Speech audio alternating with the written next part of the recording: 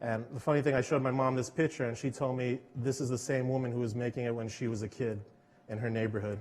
And there's only 2 people in that neighborhood, and everybody knows this person. Her name's Tita Emma. But it's true. I mean, I remember eating them as a kid and going back there. I didn't realize it was the same woman, but she makes them every day, and they go out to a local market.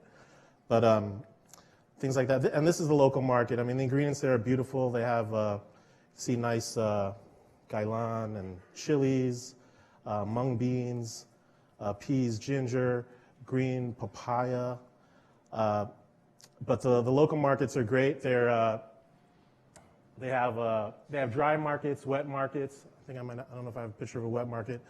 But that stuff, it comes in every morning. So if you're buying meat that was butchered that day, you know, by nature, things out there, once you leave the city, things out there are pretty much, a lot of it is like organic and killed that morning. And it's been like that. It's not like a new movement. But also people in the city are trying to get back to that as well, just like how we're doing that over here. This is, this is still the dry market because that's dry fish, but it's a bunch of islands, 7,000 islands, and so there's a lot of fish around. The fish comes in, salted, and then you pick this up, bring it home, and fry it, eat it with some fried eggs, some garlic rice, and it's a meal.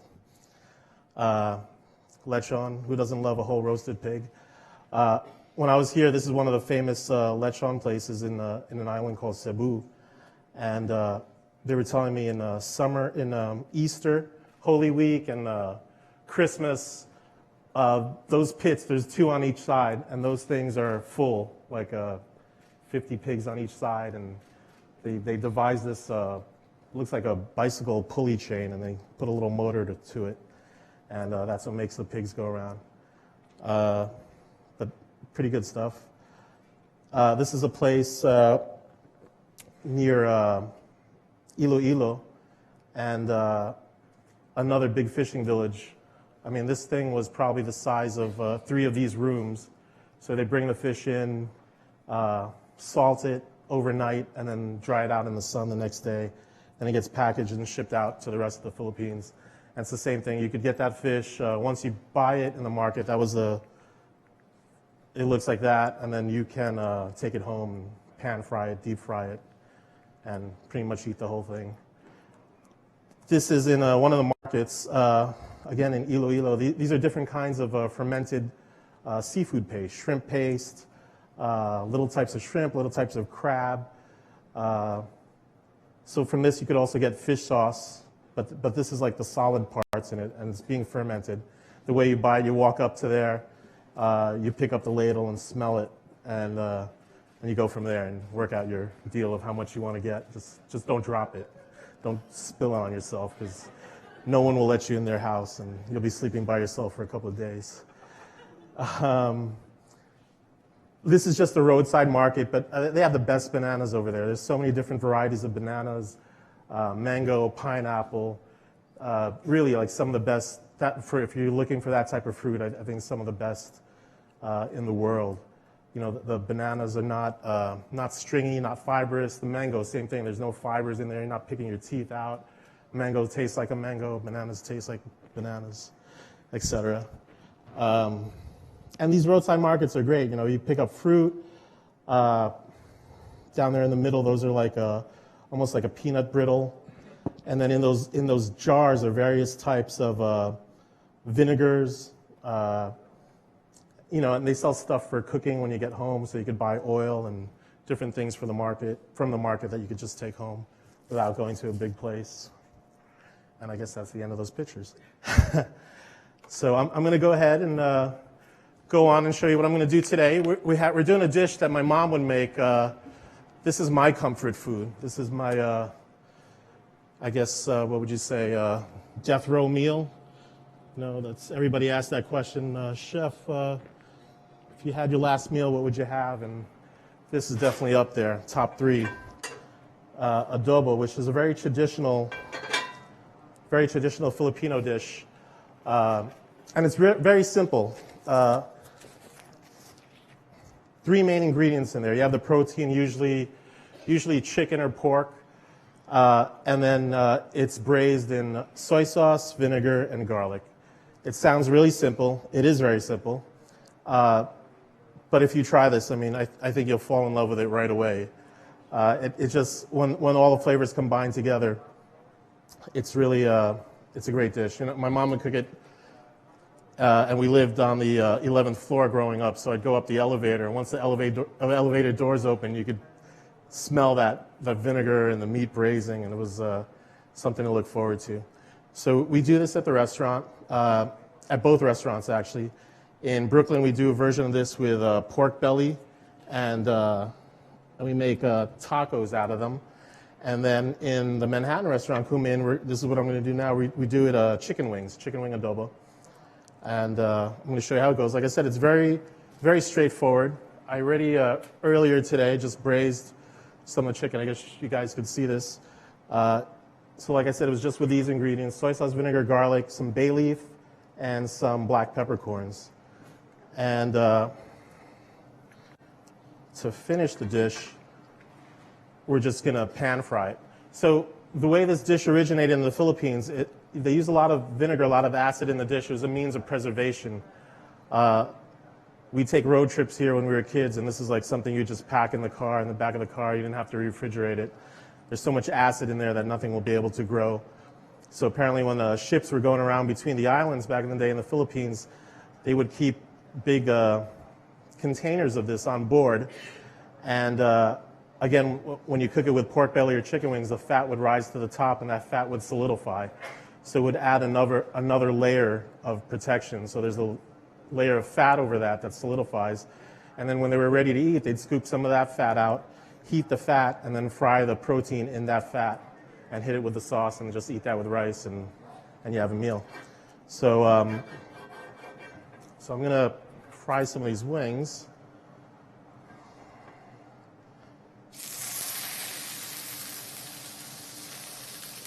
And we braise these for about 40 minutes.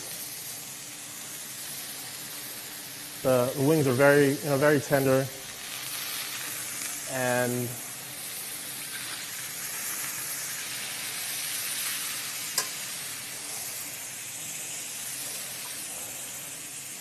now we're just bringing them back up, heating them, getting some color on them, some texture on the skin.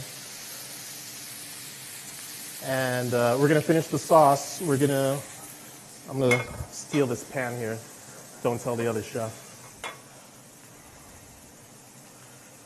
So that's the braising liquid.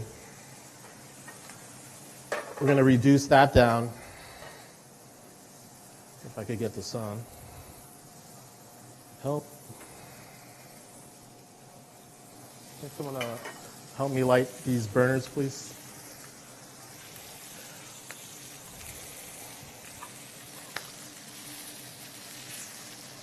So you get that nice color.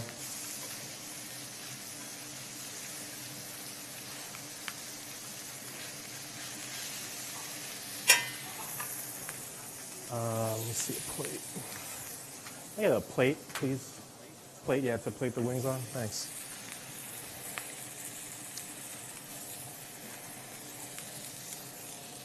So I hope everyone's enjoying the conference and enjoying the food that's out here. A lot of great chefs out here this weekend. Thank you. Beautiful. Thanks. I pickled some greens earlier. These are gailan, Chinese broccoli, some pickled tomatoes, a little rice wine vinegar,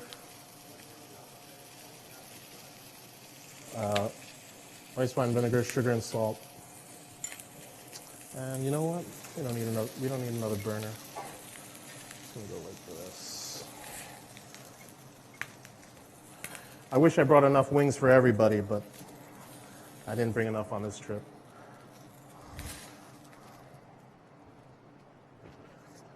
And what we're gonna do is, I can't get that other burner, right in this pan. So that's the braising liquid. This is coconut milk. So it's like instead of like in European cooking, mounting it with butter, we're just gonna finish it with a little coconut milk. It's gonna add a little texture to the sauce, a nice sheen to it. and good flavor.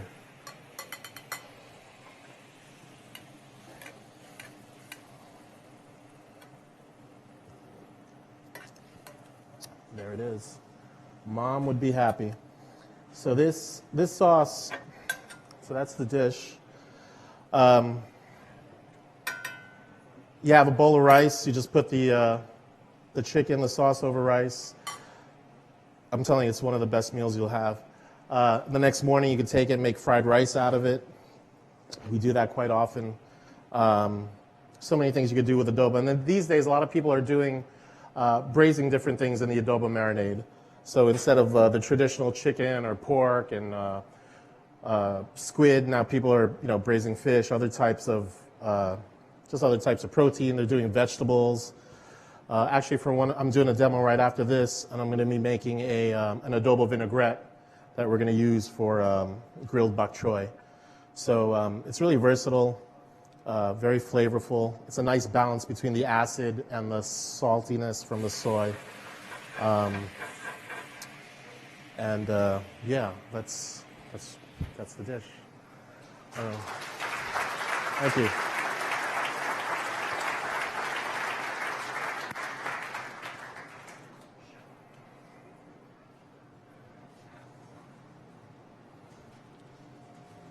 And are we taking any questions or anything, or Chris is gonna? Chris is over there.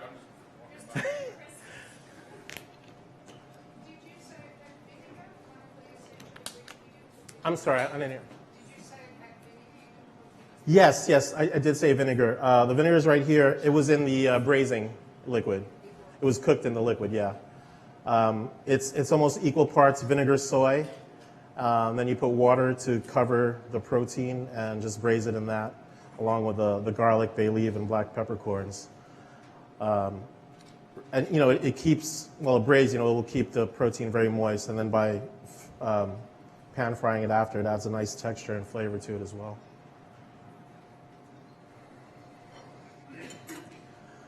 Should we bring out the other Chris? You guys want to save up some questions for the end?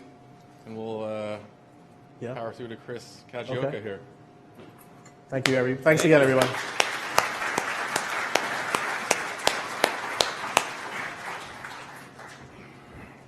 it going, everybody? First off, obviously, I'm born and raised in Honolulu. Went to CIA Hyde Park right out of high school. So a lot of my experience has been obviously in New York and San Francisco. Growing up in Hawaii, you're so used to different cultures, I guess fusion cuisine, but at the heart of it, to me, it's delicious. So what I'm doing today is I'm going to try to squeeze in two dishes and do a dish that looks forward, tries to be progressive, innovative, and shows my French training, using Hawaiian flavors, obviously, and also a dish that, it's rooted in Hawaii, a taro dish that, it's probably the most important food in Hawaii for the native Hawaiians, but we're going to try to do it in my style. So for the first dish is going to be a duck liver mousse. So some of the ingredients we have here is we start with, this is a genoa. It's basically a basic sponge. In the genoa, there's egg whites, sugar, flour, toasted macadamia nuts, and a little bit of curry powder. So this kind of sits as the base of the cake. It's gonna be kind of a layered cake. Right here in the bag, we have a duck liver mousse. Pretty traditional liver mousse. Take duck livers, soak it in milk for one night, cure it for one night, and I cook these duck livers sous vide at 61 for 30 minutes, kind of just to set the texture. Once I do that, then I pan fry it to get really nice caramelization, add shallots, deglaze with dry sherry, and then in a Vita Prep, I just blend it with a little bit of cream with gelatin, and cold butter. And then we pass it through a chinois so it's really smooth. So basically, I mean, it's obviously a process to make the mousse, the cake, but I guess cooking takes time. So what I'm going to do is, you guys see the cake here. I'm going to just pipe it. It's very similar to probably what a person who makes a lot of cakes does, is just try to go as even as possible with the mousse.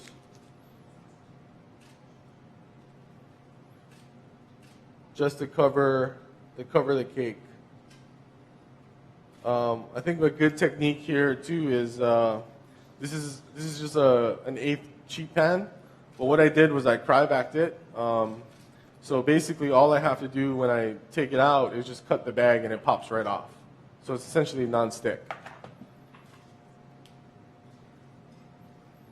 So once I pipe kind of equal amount of mousse, obviously I'm always gonna kind of try to take the air bubbles out. Oops. And then work with a offset palette knife and just kind of smooth it, just like any frosting or any cake would have. Things like layers, terrines, I really enjoy doing because it shows, the time you took. It shows the technique.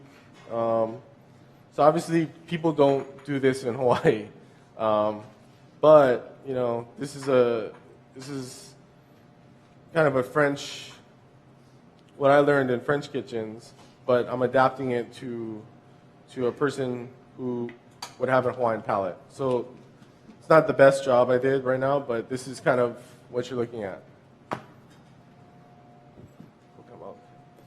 Yeah.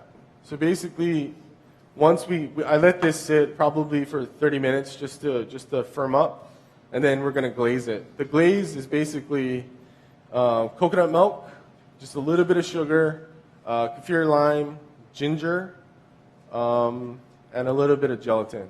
So basically, we're going to infuse that, hit it with gelatin, and we're just going to essentially cover the cake and just let that sit. Where's the final cake?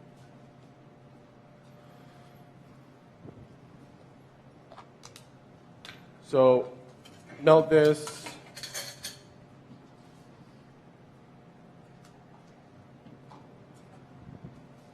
Glaze it, and essentially it just comes out like this.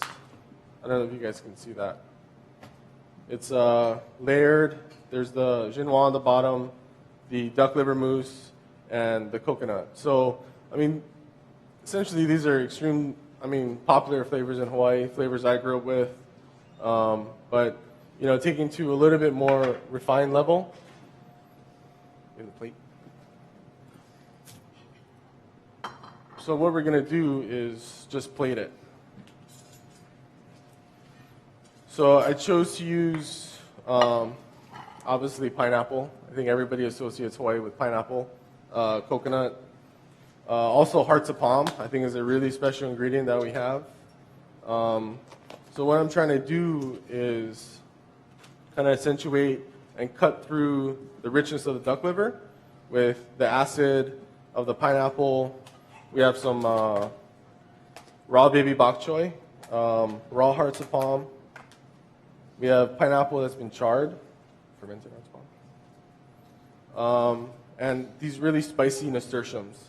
I also took pineapple and I juiced it, and I reduced that with an arbol chili and made a gel out of it.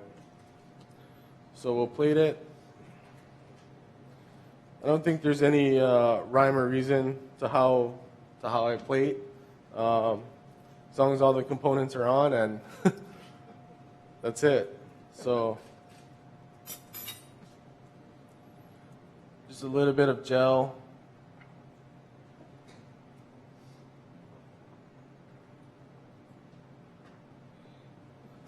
This is the pineapple that's been compressed.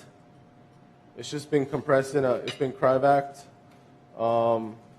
with a little bit of lime zest. This is pineapple right here that's just been charred in a dry, hot pan.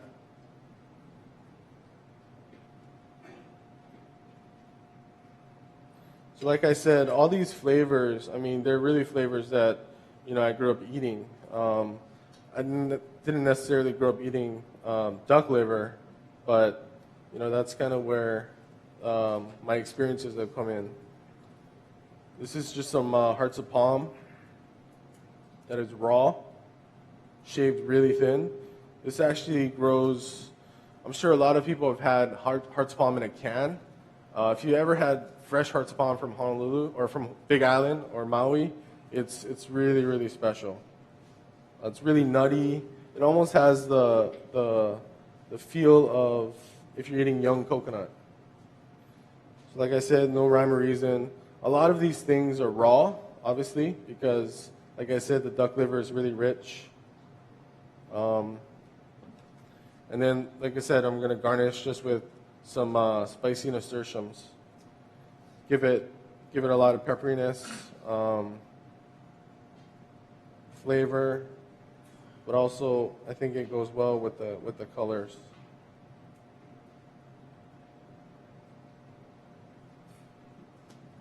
And like I said, this is the raw baby bok choy.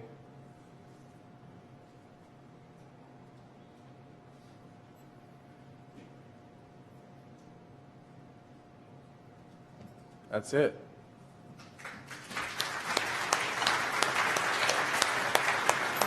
So heating up the pan for the payai right now.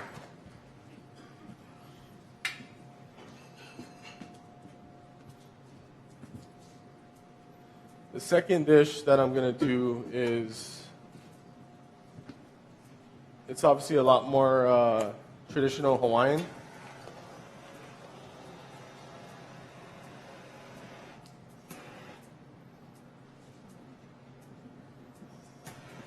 There you go. Where's all the broth things? Let's go. Bring the whole thing. So I think, a lot of people who go to Hawaii, go to luau's, have traditional Hawaiian food, and they come across poi. I don't know. I mean, there's not a lot of people who like it, even people from Hawaii. I grew up eating it with a little bit of milk and sugar in it, which is probably very sacrilegious to native Hawaiians. That's the only way I could tolerate it. Now, I like it extremely old and sour. I guess just the palate change. So what this is essentially, start sauteing it. This is taro that's been steamed, and it's been pounded traditionally as poi would be made. The only difference is that this becomes poi once you add water. So it's basically the pressed form. It's called paiai, and I mean, it looks pretty gnarly. It doesn't look, appetizing necessarily, but what's amazing about it is how much it transforms once you cook it. So Jethro here is just gonna saute the paiai. If you guys ever had mochi or agedashi tofu, it's very, very similar. Where it gets really crispy, and then the inside becomes really molten. So we're just gonna basically saute that. Where's the stuff? There we go. So this dish is kind of like an inspiration for a native, like a traditional Japanese dish, agedashi tofu, which is fried tofu with dashi, and a traditional Hawaiian dish, which is lau lau. So with this dish, I'm going to do a broth, which is essentially a dashi based. It's going to be water, kombu, bonito flakes. There's a little bit of dried shrimp, smoked pork, ginger, mirin, and white soy. So what I do is I bring everything up together really slowly to a simmer, and then I just shut it off and I cover it with a plastic wrap just to infuse for about 30 minutes. Also dried anchovies. So that's kind of our sauce, if you will.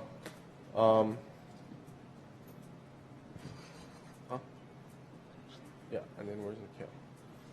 So I'm looking at this dish as kind of paella as the main component, the main starch. Traditionally, in Hawaii, you always eat fish with poi. I'm sure you've had poke or any type of raw fish or cooked fish. That's kind of traditional with paella. So Is pan frying it like a traditional thing? What's that? Is pan frying it like that a traditional? You know, paella, it's been around forever, but only recently, maybe in the last 5 to 6 years, they brought it back, you know? And I would say this is probably the only way. I mean, there's a lot of, it's really versatile, but this to me is the best way, just because of the texture. I mean, if you think about it, it's kind of like a sourdough. You know, it's really fermented, nice and sour.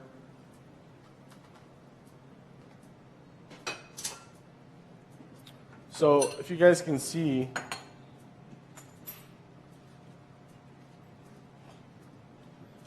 the texture of this is, the middle is extremely like mochi or like glutinous rice. It's really creamy, and it gets really, really crispy because obviously this is extremely dry. What I'm going to serve with this is, like I said, paella is the main component. Traditionally in a lau lau, you always have a piece of salted black cod or butterfish. What I did a little differently is I smoked some cod in a traditional brine and smoked it and glazed it with a mixture of yuzu, brown sugar, and butter. So this is, I guess, my play on fish and poi. So just put the paella down. This is just some of the smoked cod.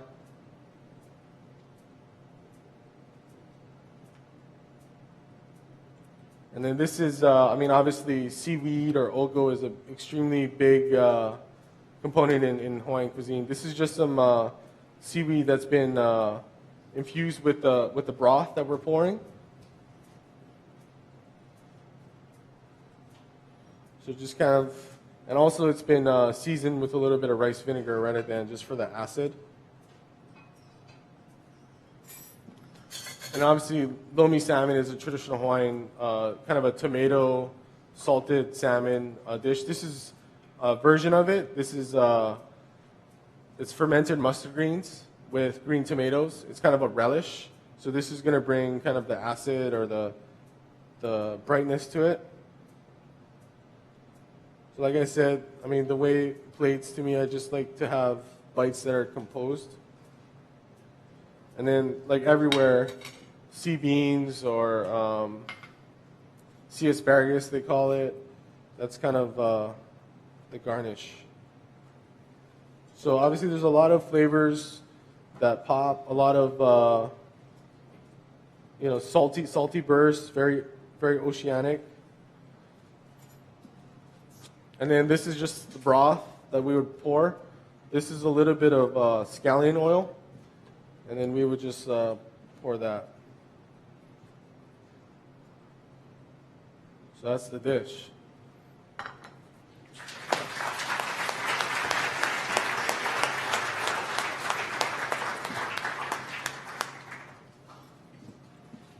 Excellent. Do you want to? We'll save questions again till everybody's presented, I think, and maybe let Diego do his thing now. All right. Thanks, Chris.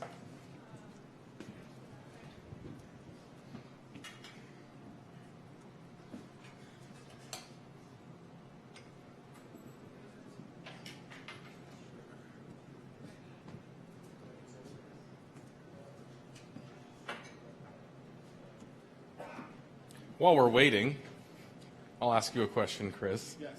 Did you feel like it was, I mean, you grew up in Hawaii and then trained at CIA upstate. Yeah. Did you feel like it was important as a cook or a chef to leave Hawaii to get training on the mainland and then come back, or I think that was probably the most important part of my career is when I decided to leave. Not that there's anything wrong with Hawaii. Great place to grow up, amazing food.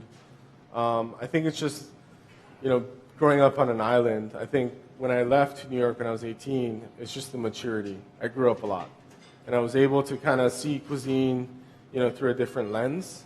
And now I can kind of come home and incorporate what I learned with, the local palate, because obviously I have a local palate, but also the local ingredients. Mm-hmm. So that was definitely crucial in my growth as a chef. Mm-hmm. If you went back and you presented these dishes to Hawaiians, would they instantly recognize them as Hawaiian flavors? Or I would say definitely the pa'iai. Yeah. I don't think people would plate it like that necessarily, but the duck liver for sure not. Yeah, for sure not. All right, fair enough. Thank you. Save everything else.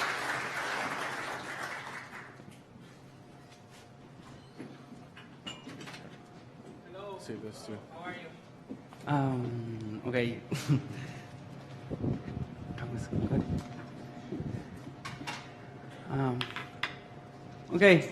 Hello, my name is Diego. I'm Peruvian. I'm third generation Japanese, and well, I make a little video so you can know me a little bit more. So I think we can start.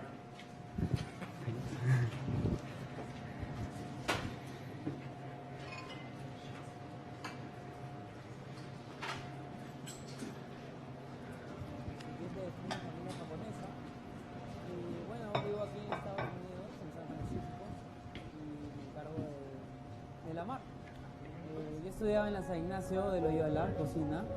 Me dio un trabajo en Wong y yo cocinaba y hacía preparaciones con sus vegetales. Me daba a degustar. Y un día Gastón pasó por ahí.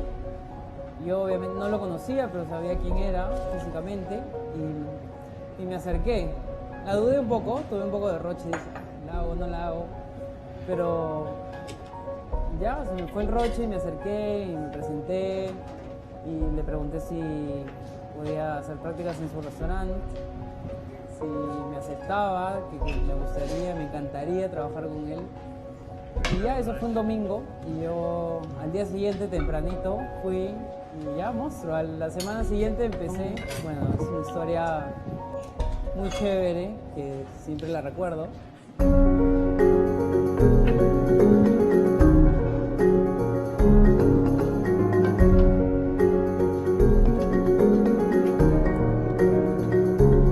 Yo súper orgulloso, por supuesto, súper orgulloso. Creo que es la mejor manera de mostrar mi país. Muy orgulloso primero de ser peruano y de estar en un restaurante peruano y mostrar un poco de mi cultura, un poco de mi país, de mis costumbres. Es la mejor manera de mostrar el Perú a través de la comida. Y somos como una embajada, ¿no? Somos embajadores del Perú y promocionamos nuestra gastronomía a través de la mar, a través de todo lo que hacemos aquí. Y bueno, ahora voy a comenzar una nueva aventura que va a ser Miami, que ya dentro de poco me voy a mudar para allá para abrir la mar en el Mandarin Oriental, que va a estar bravazo, me imagino. Y ya.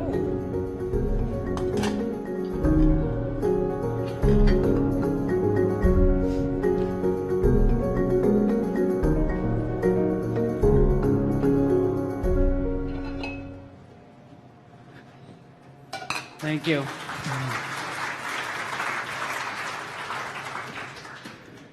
Well, I used to live in San Francisco, so now I moved 1 year ago and a half to Peru, to Lima. And, well, I want to show you a little bit of the restaurant. We have the PowerPoint, yeah. Well, a little bit, this is our restaurant in Miami. We are at the Mandarin Oriental. And that's our view. In the restaurant, our our Japanese influence is very strong. We have like anticucho grill. Usually it's an African influence, but we have a lot of type of influence like Spanish, Italians, Japanese, Chinese, and Spanish. So in this anticucho grill is like a robata. No? So we make anticuchos, we make grilled hearts.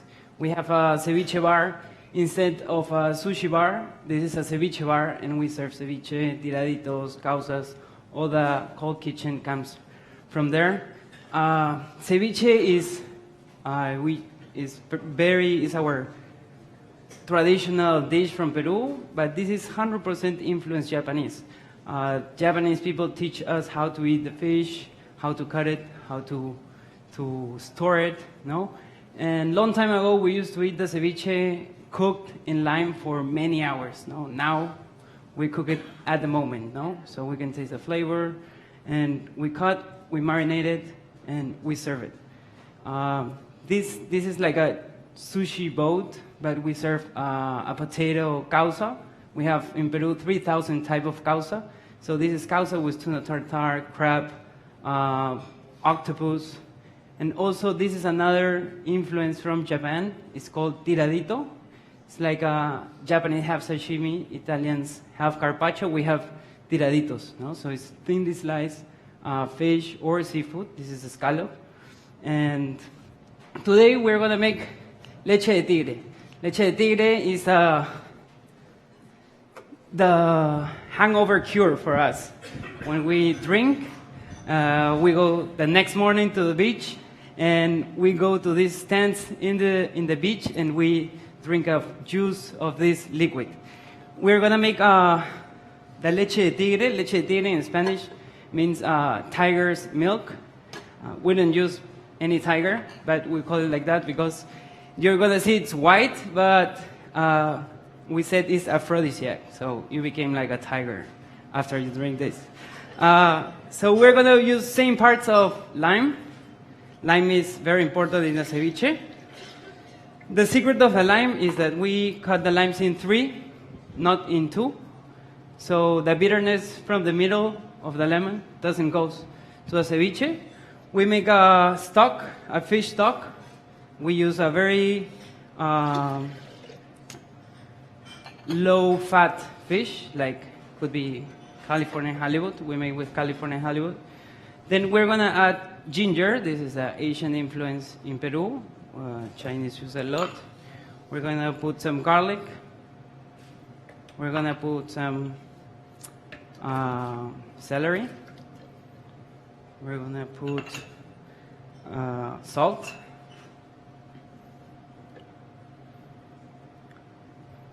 Okay.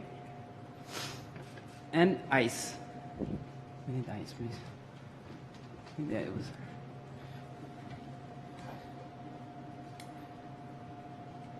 Oh, I have to connect. I think. Okay. So this is the base of a ceviche, okay? So we're gonna start very slowly. We're gonna add, at the end, we're gonna add the fish, the red onions. In Peru, we use a lot of red onions. We never use white onions. So we're gonna add the fish. The fish is gonna give the texture of the leche de tigre. Thank you. Ice, when you mine ceviche, is always fresh, no? So it have to be cold.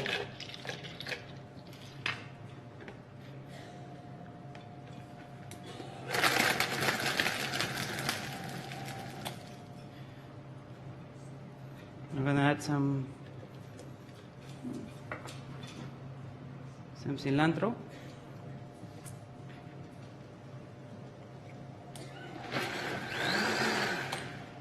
Like that only. So if we continue blending, it's gonna turn green or purple. So we don't want that. So see, it's white like milk. That's why we call leche de tigre. If you like spicy, We can add habanero or rocoto.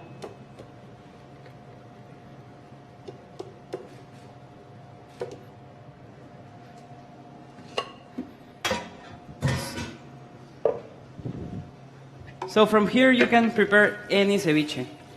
You can make jalapeño ceviche, you can make ají amarillo ceviche that we're gonna do today. So we go back, we put back the juice.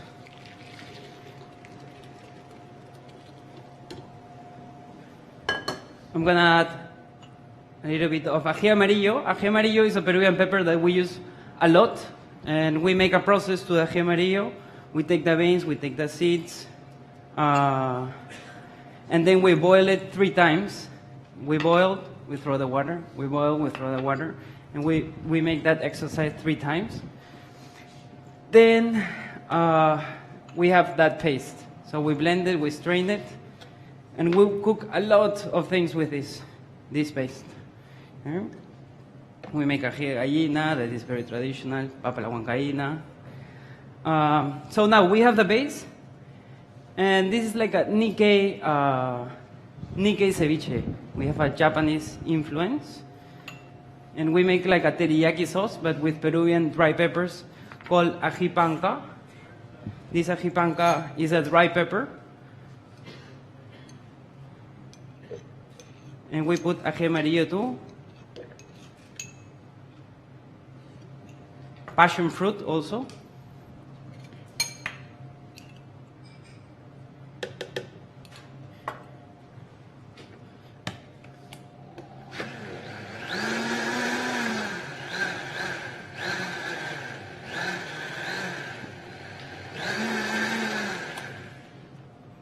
So this is our passion fruit leche de tigre.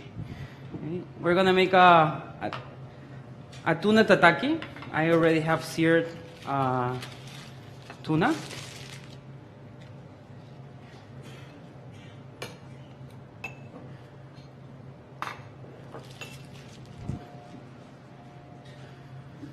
Have a cold plate here.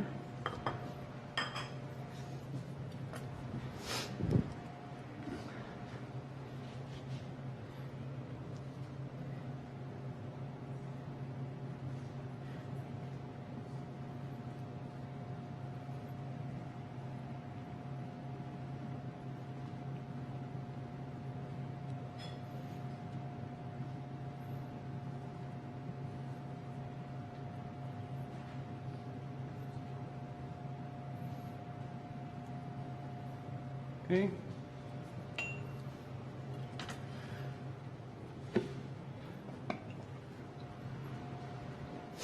We're gonna add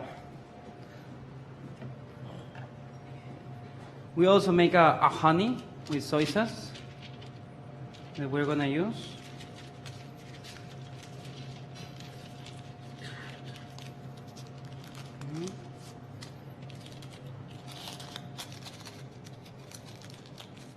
We're gonna add a little bit of salt. We're gonna put our leche de tigre.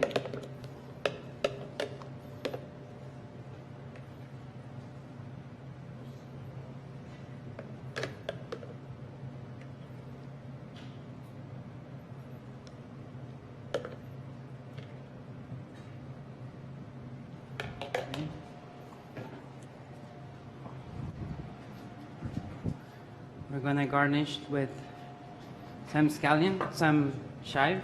We got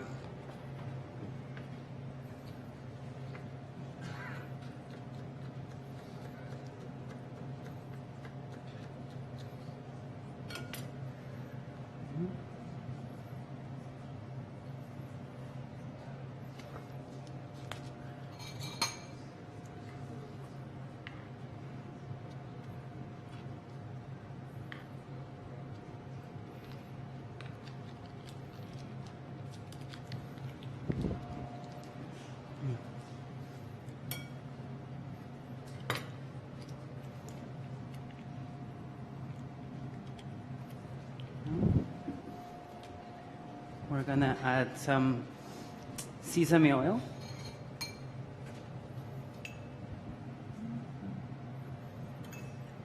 And some flowers we pick up outside.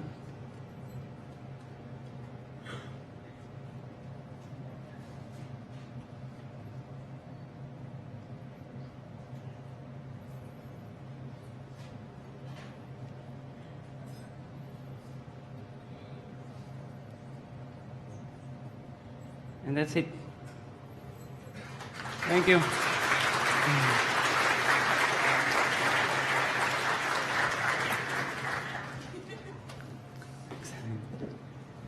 Thank you so much, Diego. Thank you. Thank you, King. Thank you, Chris. Thank you, Chris. And you now, we are now going to breakout sessions. So let me just make sure I tell you the right thing. So if you are doing a kitchen workshop, please stay in the back and we will tell you when you can go in the kitchen. And then otherwise, the locations are on your badges in the back of your badges on stickers. And there will be a 30-minute break between 4:15 and 4:45 in the first floor flavor bar and cafe area between the two sets of breakout sessions. And then we come back here at 6 o'clock for our final general session of the day, which will be with Fuxia Dunlop, Martin Yan, and Brendan Zhu, I believe. So see you back here at 6 o'clock. Otherwise, enjoy your great breakout sessions this afternoon.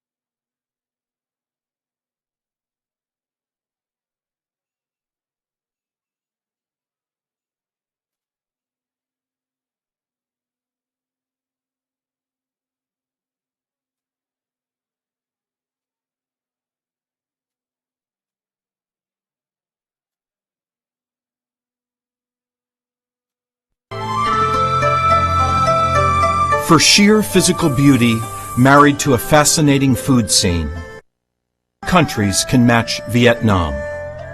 From the dreamlike landscape at Ha Long Bay, where rocky islands shrouded in mist emerge from the shimmering sea, to the bustling food store of Saigon's Bintang, where the ripe scent of tropical fruit beckons shoppers to have a taste or just a whiff of durian, dragon fruits, and longuns. Vietnam offers a experiences that almost overwhelm the senses. Modern Vietnam is a country move. Boulevards of Hanoi, the roaring motorbike of Saigon. Scooters are as thick as molasses, carrying more passengers than safety might suggest, and transporting cargo with immense creativity. Saigon, the country's commercial hub and nightlife capital, makes no secret of its ambition to be a world-class dining city. And on the back roads, in rural villages where rice paddies stretch for miles, discover a land of vibrant beauty with a gracious eager to share their country and foodways with visitors. By any measure, Vietnam today ranks as a top destination culinary circuit. Here, in this land of noodle soup and banana leaf-wrapped snacks, the world's most enterprising street food vendors that no one is ever more than a few from a delicious meal. Perhaps no other cuisine on the planet offers so many made and so many new sensations for the Western palate. Sweet, hot, sharp, and subtly scented with fish sauce, Vietnamese may be the world's most healthful fast food. Certainly, Vietnamese people are almost uniformly and many ripe old age. Join author and chef Mai Pham as she guides us tears of flavor in Vietnam. Traveling to the south, we will and restaurant kitchens and tour artisan food factories to learn why these flavors are seducing so many food professionals and influencing so many menus back home. On this culinary tour, we'll shop the busy Binh Thanh market and learn what Vietnamese cooks do with the fragrant herbs, pickled vegetables, and tiny dried shrimp that pack these stalls. We'll see fresh coconut shredded into a snowy mound and meet other ingredients that make up the foundations of the Vietnamese table. And we'll explore rice in all its myriad incarnations. Steaming fresh rice noodles, essential for bún chả, Hanoi-style rice noodles topped with grilled pork. Paper-thin handmade rice sheets for wrapping rolls and salad rolls. Sizzling rice flour crepes. And, of course, a Saigon street food favorite, sticky rice. We'll also take a master class in Vietnamese soup, uncovering the secrets, simmering a perfect pot of pho bo.